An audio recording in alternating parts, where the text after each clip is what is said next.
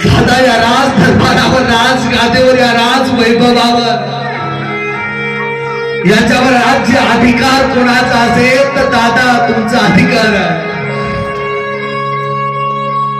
आणि विनंती आहे माझी, तुम्ही राज दरबारामध्ये, राज्यामध्ये वापस चला.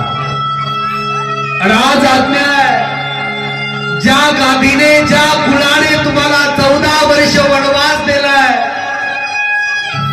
त्या गादीचा मालक, ती गादी माझ्याकडे आहे. त्या गादीचा युवराज अयोध्या नरेश राजा भरत तुम्हाला आज्ञा करते, दादा तुम्ही 14 वर्ष वनवास सोडून अयोध्येमध्ये वापस चला. अरे मग भगवान प्रभू रामचंद्र त्या दगडाच्या सिंहासनावर बसलेले प्रभू उठलेले आहेत आणि आपल्या भरताला रघुकुळाचा विषय सांगायला लागले. अरे रघुकुळाच्या ज्या गादीचा कारभार, जी गादी राजा तुझ्याकडे आहे, अरे भरता त्या कुळाचा अभ्यास तुला माहित नाही. मग दादा अरे रघुकुळाची रीत काय, रघुकुळाचं वैभव काय, एकदा शब्द दिलेला, प्राण गेला तरी, मरण आलं तरी ते शब्द मोडायचं नाही. ही या रघुकुळाची रीत आहे राजा भरता.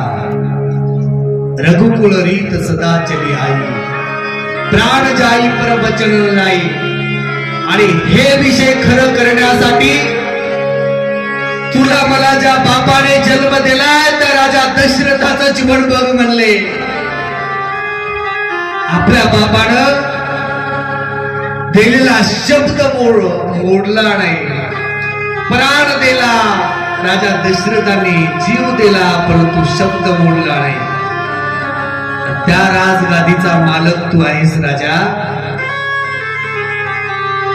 यायला तयार नाहीत, मान्य करायला तयार नाहीत. माझ्या वाटेला 14 वर्ष वनवास आहे आणि हे वनामधून येऊ शकत नाही. जेव्हा